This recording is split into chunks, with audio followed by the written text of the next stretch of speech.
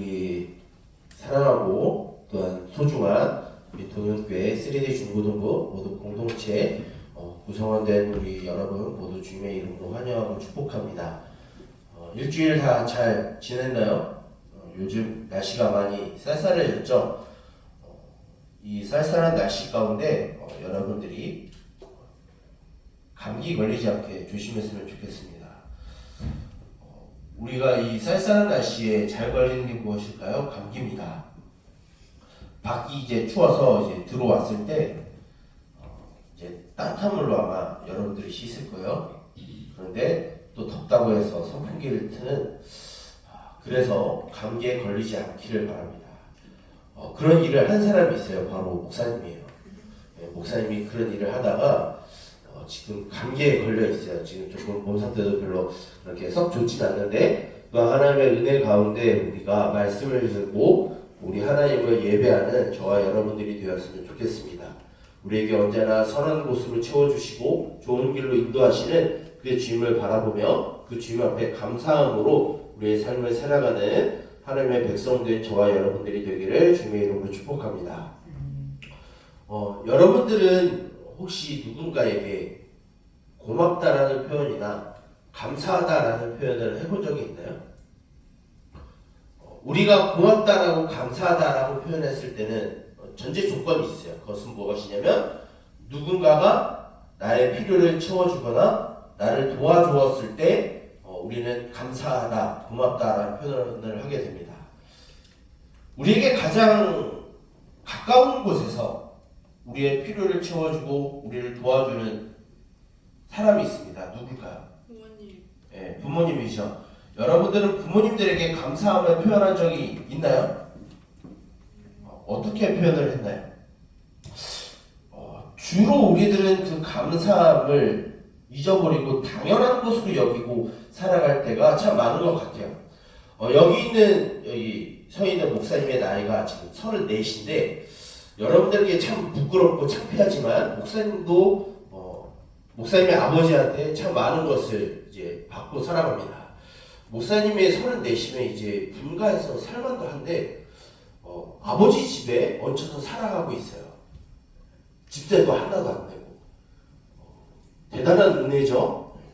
그리고 목사님이 운전하고 있는 그 차 목사님 돈으로 산 게 아니라 아버지한테 물려받은 거예요. 그런데 목사님이 때로는 이렇게 생각을 합니다. 참 고맙다는 감사함의 표현을 해야 함에도 불구하고 아직 철이 없고 자식이다라고 느껴지는 게 뭐냐면 뭘 좀 더 해달라고 하는 게 있어요. 이 34살 정도 되면 좀 바뀔만도 하거든요. 그런데 이 자녀라는 것들은 목사님을 포함해서 참 부모님의 감사함에 참 표현을 잘 못하는 것 같아요. 오히려 더 당연한 것으로 여기고 그것을 받으려고 하는 것 같습니다. 저와 여러분들은 목사님과 함께 여러분들은 부모님에게 참 많은 도움을 받고 살아갑니다. 여러분들 입고 있는 옷 여러분 돈으로 사지 않았죠? 대부분 부모님 돈으로 여러분들 부모님의 등골과 함께 그 옷이 나갔을 거예요. 다행히 목사님은 이런 부분에서 여러분들한테 떳떳해요. 왜 그러냐면 목사님 옷은 목사님이 사 입거든요. 그런데 여러분들이 먹는 옷, 여러분들이 입는 옷, 여러분들이 먹는 음식, 그리고 여러분들이 살아가는 공간 다 우리 부모님들에게 도움을 받고 먹고 마시고 입고 살아갑니다. 물론 우리 부모님들뿐만 아니라 우리는 살아가면서 많은 사람에게 도움을 받아요. 때로 우리 친구들에게도 도움을 받고요. 또한 우리 선생님에게도 도움을 받습니다. 더 크게는 우리는 이 나라의 도움을 받고 있습니다. 때로는 이런 말을 하는 거예요. 나라가 나에게 해준 게 무엇이냐, 부모님이 나에게 해준 것이 무엇이냐 하면서 막 대들고 하는데 솔직히 말하면은 우리가 얻는 게 솔직히 많아요. 이 부모님과 나라에게. 그러면 우리들의 행해야 되는, 우리들이 보여야 되는 모습은 바로 감사함이다라는 것입니다. 그런데 우리 부모님도 우리 부모님들에게도 우리가 감사함을 표현해야 되고, 친구들 또는 우리 주변에 있는 선생님들이나 어른들, 주변 사람들, 그리고 우리 나라에도 우리가 감사함을 표현해야 하지만 더 큰 은혜와 선물을 주신 분이 있습니다. 그분이 누구냐면 우리는 하나님이시다라고 고백을 하게 돼요. 그래서 우리는 하나님께 당연하게 받은 것이 아니라 하나님께서 은혜로 우리에게 구원이라는 것을 선물해 주셨고 이 땅 가운데 아무런 의미와 목적 없이 살아가는 우리들에게 사랑받는 아무런 조건과 자격을 보지 않고 우리를 사랑하신다라고 우리를 제자 삼아 주셨고 하나님의 백성 삼아 주셨어요. 그것이 우리들에게 가뭄을 잘 못 느끼겠지만 굉장한 축복이고 선물입니다. 이에 대한 말씀이 오늘 우리가 읽은 이 누가복음 17장 11절부터 19절까지의 말씀에 기록이 되어 있어요. 오늘 말씀을 보게 되면 예수님이 어느 한 지역으로 가신 것을 볼 수 있습니다. 11절 말씀을 보게 되면 예수님이 갈릴리와 사마리아 땅 사이에 이제 오셨다라고 말하고 있어요. 갈릴리는 어느 지역이냐면 유대인들이 살아가고 있던 그 지역에서 가장 북쪽에 있는 지역이 갈릴리 지역이에요. 남쪽에 있는 지역은 어떤 지역이냐면 유대라고 하는 지역입니다. 그런데 오늘은 어디가 등장하고 있죠? 갈릴리, 유대인들이 살아가고 있는 북쪽 지역인 갈릴리 지역과 사마리아라고 하는 곳은 어디냐면 갈릴리와 유대 땅 사이에 있는 곳이 사마리아 땅이에요. 지금 예수님이 어디 있는 것이죠? 이 북쪽에 있는 갈릴리와 이 유대와 갈릴리 사이에 있는 사마리아 땅 이 사이 근거에 예수님이 계시고 있어요. 유대인과 사마리아 사람들이 살아가는 그 지역 사이에 예수님이 어떤 마을에 도착을 하셨는데 그 마을에 들어가니까 어떤 한 10명의 사람들이 예수님 앞에 부르짖습니다. 예수 선생님, 우리를 불쌍히 여겨 주십시오라고 하는 아우성을 치게 돼요. 그럼 이 사람들이 누구이냐면 오늘 본문 말씀을 보게 되면 나병 환자 10명이 예수님께 우리를 불쌍히 여겨달라라고 말하고 있는 것을 알 수 있습니다.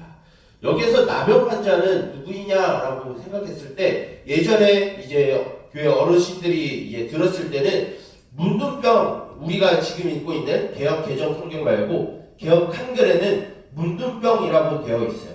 문둥병은 어떤 병이냐면 쌀이 썩어 들어가는 병을 문둥병이라고 합니다. 일명 한센병이라고도 해요. 그런데 우리가 이 한센병, 이 나병이 어디에 등장하냐면 구약 성경 레위기에 등장하는데 이 피부가 썩어 들어간다는 표현보다 무슨 반점이 나고 뭔가 이제 곰팡이가 나고 이런 부분을 보았을 때는 물론 피부가 썩어 들어가는 문둥병으로도 볼 수 있겠지만 피부병, 일종의 근거를 알 수 없는 전염성이 강한 피부병이라고도 볼 수 있어요. 근데 왜 오늘 이 나병 환자가 등장하였느냐? 이 유대 사람들이 살아가는 이 유대 사람들뿐만 아니라 많은 사람들이 생각했을 때 이 나병을 갖고 있는 사람들은 어떤 인식을 갖고 있냐면 부정한 사람, 더러운 사람이라는 인식이 있었어요. 구약 율법을 보게 되면 이 나병 환자들은 어떤 취급을 받았냐라고 하면 이 사회에서 격리돼요. 따로 떨어져 나와요. 그리고 그들만이 거주하는 공간을 만들어 놓고 이 사회로 들어오지 못해요. 즉 사회부터 분리되고 격리된 사람들이 그리고 부정하고 더러운 사람이라고 여겨지는 사람들이 나병 환자들이었어요. 그래서 오늘 말씀을 보게 되면 이 나병 환자들이 예수님께 가까이 왔다라고 했을까요? 멀리서 얘기했다고 했을까요? 멀리서 예수님 앞에 부르짖어요. 왜 그러면 가까이 오면 무엇이 있냐면 사람들에게로 가까이 오잖아요. 사람들이 있는 곳으로 가까이 와야 돼요. 그러면은 성경에서 이 나병 환자들이 사람들에게 가까이 오면 어떻게 하냐면 돌을 던져서 내쫓아야 돼요. 그래서 이 나병 환자들이 멀찍이 서서 예수님께 예수 선생님 우리를 불쌍히 여겨주세요라고 이야기를 하게 됩니다. 그런데 예수님이 이런 이야기를 해요. 너희들이 그렇다면 가서 제사장에게 너희 몸을 보여라 라고 이야기를 합니다. 이것이 이 나병 환자들에게 굉장히 어려운 이야기예요. 아까 뭐라고 했었죠? 나병 환자들이 사람들에게 오게 되면은 어떤 행동을 한다 그랬죠? 돌을 던져서 내쫓는다라고 얘기를 했어요. 그렇다면 제사장들은 어디 살아갈까요? 사람들이 가장 많은 이 도시 안에도 제사장이 있었는데 대표되는 제사장들이 있었는데 이 제사장들이 있는 곳은 사람들이 제일 많은 곳이고 눈에 띄는 곳이에요. 그곳으로 이 나병 환자들이 간다라고 하면 어떤 일이 벌어질까요? 잘못하면 죽을 수도 있는 일이에요. 근데 예수님이 가라고 했죠. 근데 오늘 말씀을 보게 되면 가는 길에 이 10명의 나병 환자들이 나음을 받았다라고 이야기를 하고 있어요. 그런데 이 10명 중에 한 사람이 등장하게 됩니다. 물론 이름은 등장하지 않아요. 근데 이 한 사람이 가는 길에서 본인이 나은 것을 보고 예수님께로 다시 돌아옵니다. 돌아와서 어떻게 하냐면 예수님의 발 앞에 엎드려서 예수님께 감사하고 하나님께 영광을 돌려요. 근데 이 사람이 어떤 사람이냐라고 오늘 성경에 보게 되면 사마리아 사람이다라고 얘기를 하고 있어요. 성경은 단어 하나하나가 물론 직접 하나님 앞에 받아 쓴 건 아니지만 단어 하나하나가 굉장히 소중한 가치를 갖고 있습니다. 본문 안에서 괜히 사마리아 사람이다라고 말한 게 아니에요. 이 사마리아 사람은 어떤 사람이냐면 유대인들의 생각에 의하면 하나님의 백성으로부터 탈락되고 버려짐을 당한 사람들이 이 사마리아 사람이에요. 그런데 오늘 본문 가운데 이 예수님께로 돌아온 이 사마리아 사람은 이전에 뭘 얻고 있었죠? 나병. 지금 하나님의 백성에서 탈락됐고 나병으로 인해서 그 무리에서조차 배제되고 격리된 사람이 이 사마리아 사람이에요. 근데 이 사마리아 사람이 예수님 앞으로 돌아왔을 때 예수님이 무엇을 이야기하냐면 하나님 앞에 영광을 돌리는 사람이 이 이방인밖에 없냐라고 이야기를 합니다. 그 말은 무엇일까요? 나머지 9명은 유대인이었다는 뜻이에요. 간혹 가다가 이 창의성을 이렇게 해서 여기에서 감사함을 표현하지 않는 이 9명은 돌아가는 길에 다시 문둥병을 걸렸을 거다라고 생각하시는 분들이 있어요. 그런데 성경에 그것이 기록이 되어 있지 않으니까 목사님 생각에서는 나음은 그대로 받았던 것 같아요. 근데 더 중요한 건 뭐냐면 이 돌아온 사마리아 사람에게 예수님이 하신 말씀이 더 중요합니다. 무엇이냐면 내 믿음이 너를 구원하였다라고 말하고 있어요. 지금 이 사마리아 사람의 신분이 어떤 사람이었나요? 사마리아 사람이라는 신분으로 인해서 사람들에게 하나님의 백성에서 탈락된 자, 배제된 자로 여겨졌어요. 그리고 나병으로 인해서 실제로 눈에 보일 때도 이 사회에서 격리되고 배제된 사람이었어요. 미움을 받아야 되고 이 사람들에게 소망이 없는 사람이 바로 이 나병 걸렸던 사마리아 사람이에요. 근데 예수님이 뭐라고 하시죠? 이 사람이 구원받았다라고 이야기를 하고 있어요. 오늘 우리가 읽지는 않았지만 누가복음에 예수님이 유대인들에게 미움을 샀던 이 일이 있습니다. 그것은 무엇이냐면 예수님이 나사렛이라는 동네의 출신이에요. 그 나사렛에 들어가셔서 이런 말을 해요. 옛날 구약 성경 너희들 봐봐라. 거기에 보게 되면 이스라엘 땅에서도 문둥병, 나병 환자들이 많았는데 그 사람들이 나음을 받지 않고 아랍 사람, 이방 사람 나아만이 고침을 받았다라고 이야기해요. 그래서 예수님이 어떤 취급을 당했냐면 돌로 맞아 죽을 뻔했어요. 이 나아만 여러분들 이제 작년에 우리가 이야기를 들었을 때 아마 들었을 겁니다. 이 나아만 장군은 유력한 사람이었지만 나병 환자라서 그렇게 사람들에게 가까이 가지 못했던 사람이었어요. 이 나아만 사람도 아주 희한한 방법으로 고침을 받아요. 엘리사 선지자가 요단강 물에 가서 7번 씻으라고 하니까 나음을 받는 일이 벌어져요. 그 사건과 오늘 사건이 좀 연결되는 부분이 있습니다. 지금 사마리아 사람, 그것도 나병 걸린 사람은 어떤 인식이 있었죠? 더러운 사람, 부정한 사람, 그걸 넘어서 하나님의 백성에서 탈락된 아무런 소망도 없고 어떤 사랑도 받을 자격도 조건도 없었던 이 사마리아 사람이 오늘 무엇을 받았죠? 구원을 받았다라고 이야기를 하고 있어요. 이 사마리아 사람이 감사를 표현해서 받은 게 아니에요. 이 사람은 이미 예수님께 은혜를 받았어요. 나병 걸렸고 사마리아였던 사랑을 받을 조건과 자격을 하나도 갖추지 않은 이 사람을 예수님이 고쳐주셨어요. 그래서 구원받았다라고 말하는 것은 이 사람은 하나님의 백성이야 라고 이야기를 하고 있는 거예요. 돌아갔던 그 제사장의 몸을 보이러 갔었던 그 9명의 그 나병 환자, 그 사람들이 어떻게 됐는지는 기록이 안 돼 있어요. 나음은 받은 상태였을 거예요. 그런데 그들에게는 구원이 주어지지 않았어요. 그들이 누구였는데? 유대인이었는데. 우리들은 하나님 앞에 어떠한 조건과 자격을 갖춰야 하나님 앞에 사랑을 받는다고 생각해요. 그런데 우리 부모님이 여러분들을 아무리 진짜 포악한 부모님이라도 여러분들을 사랑하심에 있어서 어떤 조건과 자격을 보지 않는 것이 정석이에요. 기본이고 상식이에요. 이런 것과 같이 우리 하나님은 우리에게는 어떤 사랑받을 만한 자격이 없어요. 우리가 지난 시간에 우리가 말씀을 들었을 때 우리는 어떤 사람이라고 그랬죠? 우리는 죄인이에요. 하나님의 은혜를 받을 자격이 없는 죄인이에요. 지금 당장 우리가 벼락을 맞아서 죽어도 아무런 핑계를 댈 수 없는 그런 죄인이에요. 그럼 우리들에게 너희들은 이래서 사랑해. 너는 똑똑해서 사랑해줄게. 너는 돈이 많아서 사랑해줄게가 아니라 그냥 불쌍히 여기고 그 사람을 그냥 아무런 조건과 자격 없이 사랑하셨어요. 똑같이 우리를 그렇게 사랑하셨어요.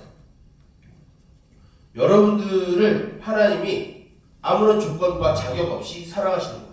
여러분들이 1등급이 돼서 사랑하는 게 아니라 여러분들이 5등급이 돼서 사랑을 받지 않는 게 아니라 여러분들 그냥 존재 자체만으로 하나님이 사랑하시기 때문에 여러분들은 세상 가장 소중한 존재다라고 여러분들을 삼아주시고 여러분들을 지금도 회복시키시고 치유하시고 위로하시고 격려하고 계세요. 그런 분이시기에 우리가 하나님 앞에 감사하는 삶을 살아야 돼요. 우리는 부모님 앞에 감사하는 이유가 있죠. 치킨을 사왔을 때, 뭔가 나에게 비싼 옷을 사줬을 때, 나를 어디 놀러 가게 해줬을 때, 나에게 자유를 줬을 때 우리는 부모님 앞에 감사하다라고 말합니다. 그런데 부모님은 우리를 조건 없이 하셨는데 우리는 조건을 달고 감사해요. 때론 조건을 달고 감사하는 것도 중요합니다. 그런데 오늘 말씀에 의하면 아무런 조건 없이 사랑하신 그 하나님 앞에, 그 예수님 앞에 우리가 감사함의 표현이 있어야 한다라고 우리들에게 가르쳐주고 있어요. 우리가 살다 보면은 원망거리가 참 많아요. 불평거리가 참 많고 분노거리가 참 많습니다. 그런데 우리가 기억해야 될 건 무엇이냐면, 우리가 다시 돌아가야 될 건 무엇이냐면, 우리를 어떤 조건과 자격을 보지 않고 우리를 사랑하신 하나님이 언제나 우리와 함께 있다라는 사실을 우리는 기억해야 합니다. 하나님이 뭐가 부족해서 우리에게 감사하라고 말씀하신 걸까요? 하나님이 뭐가 없어서, 가난해서 우리에게 감사를 요구하는 걸까요? 솔직히 말하면 하나님은 우리의 감사를 안 받으셔도 하나님은 부자예요. 세상 모든 것을 만드셨고 세상 모든 것을 갖고 계시기 때문에. 그럼 우리들에게 왜 감사를 요구하고 감사를 가르칠까요? 감사의 가장 기본적인 건 뭐냐면 관계예요. 우리가 하나님과의 어떤 관계의 포지션을 갖고 있느냐를 하나님이 보고 있는 거예요. 우리가 하나님 앞에 감사함을 표현한다는 건 하나님 앞에 하나님과 긍정적인 관계를 맺고 있다는 사실이에요. 여러분들이 지금 큐티를 하고 있는지는 잘 모르겠지만 요즘 이제 큐티 책을 보게 되면 출애굽기에서 이스라엘 백성들에 대한 이야기가 나와요. 거기에서 보면 하나님 그들을 구원해 주셨는데 끊임없이 하나님 앞에 원망해요. 물 없으니까 물 내놔라. 밥 없으니까 밥 내놔라. 앞에 바다가 있으니까 바다 나 죽이려고 하는 거냐. 하나님 앞에 끊임없이 원망하고 불평해요. 그럼 우리들에게 하나님은 그런 삶을 살지 말라고 우리에게 교훈하십니다.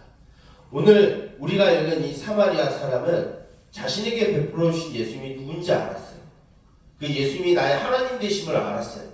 그래서 나를 낫게 하신 분이 내가 가서 사람들에게로 돌아오게 할 제사장이 아니라 예수님이다라는 사실을 알았기 때문에 제사장에게로 가지 않고 다시 예수님께로 돌아왔어요. 그래서 예수님 앞에 감사함을 표현하고 예수님과 관계를 맺기 시작했어요. 이제 유대인이 아니라 이 사마리아 사람이 하나님의 백성이 되었어요.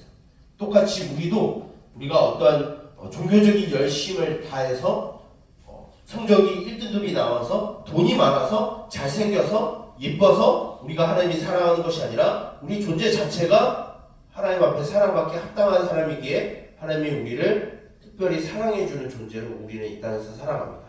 여러분들이 그것을 잊지 아니하고 항상 하나님 앞에 감사함으로 살아갔으면 좋겠어요.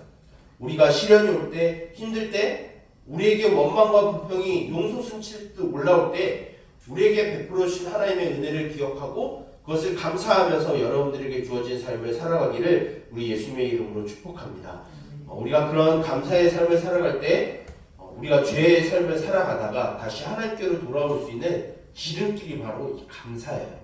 여러분들이 살아갈 때, 여러분들 학교에 있을 때, 가정에 있을 때 이런 감사함을 잊지 말고 언제나 하나님과 좋은 관계 속에서 그 감사의 이유를 찾고 감사의 항목들을 찾아가면서 살아가는 저와 여러분, 우리 동명교회 3D 중고등부 모든 공동체가 되기를 예수님의 이름으로 축복합니다. 기도하겠습니다. 살아계신 주님, 우리를 어떠한 조건과 자격을 보지 아니하고 침울한 상황에서 살아가는 우리들에게 세상 모든 것을 만드신 하나님께서 우리를 사랑하고 또한 우리에게 은혜를 베푸시는 또한 구원을 허락하여 주신 선물을 우리에게 주셨음을 들었습니다. 그런 은혜와 사랑을 받았는데 우리는 여전히 이 땅에서 우리에게 먹을 것을 주지 아니한다 하여, 우리에게 살아갈 공간을 주지 아니한다 하여, 우리에게 마실 물이 없다 하여 항상 하나님 앞에 원망하고 불평하는 삶을 살아갔음을 주여 고백합니다. 그러나 우리 되게 하신 주님, 우리를 이 땅 가운데에서 살아가게 하신 그 하나님의 은혜와 그 하나님의 긍휼하심을 잊지 아니하고 이 땅 가운데 살아가게 하여 주시옵소서. 우리가 우리의 삶 가운데 원망과 불평이 가득한 삶이 아니라 우리에게 베풀어 주신 하나님의 은혜를 생각하며 감사하는 삶을 살아가게 하여 주시고 하나님과의 깨어진 관계가 그 감사함을 통하여 다시 새롭게 세워지게 하여 주시옵소서. 다시 우리가 일주일의 삶을 시작합니다. 그 일주일의 삶 가운데서도 우리와 함께 하시는 그 하나님과 동행하며 감사함으로 기뻐함으로 살아갈 수 있도록 우리에게 성령으로 인도하여 주시고 우리를 말씀으로 지도하여 주시옵소서. 이 모든 것을 예수님의 이름으로 기도드립니다. 아멘. 우리 다 함께 일어나서 화성의 찬양 후에 목사님이 축도하고 광고하여 모든 예배를 마치도록 하겠습니다.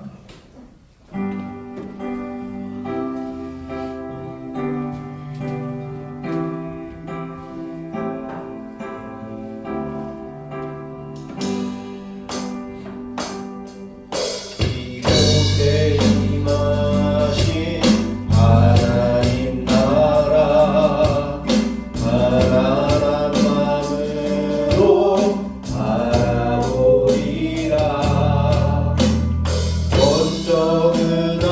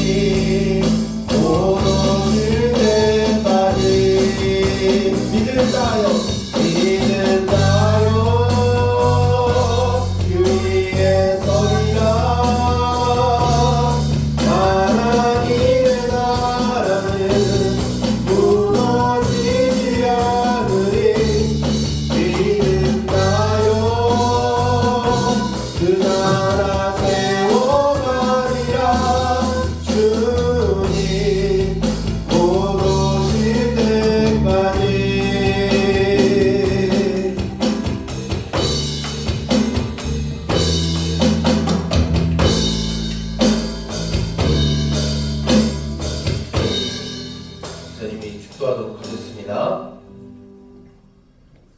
여호와는 내게 복을 주시고 너를 지키시기를 원하며 여호와는 그의 얼굴을 내게 비추사 은혜 베푸시기를 원하며 여호와는 그의 얼굴을 내게로 향하여 드사 평강 주시기를 원하노라. 이제는 우리 주 예수 그리스도의 은혜와 하나님 아버지의 무한하신 사랑하심과 성령님의 감화 감동 교제하심과 인도하심과 보호하심과 말씀으로 지도하심의 은총이 우리를 어떤 자격과 조건을 보지 아니하고 죄악된 삶을 살아가는 우리에게 한없는 사랑과 은혜를 베풀어 주신 그 주님의 은혜를 기억하며 그 주님 앞에 감사함으로 살아가 주님과 언제나 기쁨과 즐거움 가운데에서 하나님과 함께 동행하며 살아가기를 원하는 우리 동현교회 3D 중고등부 모든 공동체의 머리머리 위에 이제로부터 영원토록 함께 있을지어다. 아멘.